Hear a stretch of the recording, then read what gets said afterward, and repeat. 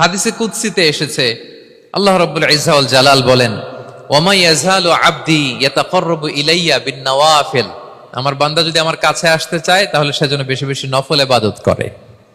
নফল ইবাদতের মধ্য দিয়ে সে আমার কাছে আসতে থাকে। যত বেশি নফল ইবাদত করবে আমার কাছে আসবে। হাত্তা উহিব্বাহু, এক পর্যায়ে এমন হবে যে আমি আল্লাহ তাকে ভালোবাসতে শুরু করে দিব।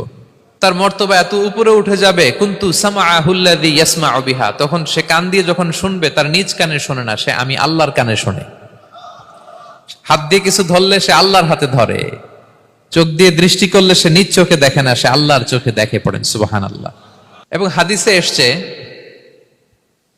বিষ্ণু ইসা ইসলাম বলেন, আমাদের ফরজ নামাজে যদি কারো ঘাটতি হয়, আমাদের অনেকের এমন হবে যে ফরজ নামাজ পড়ে নাই অলসতা করে, তখন আল্লাহ ফেরেশতাদেরকে বলবেন, কি অবস্থা আমার বান্দার?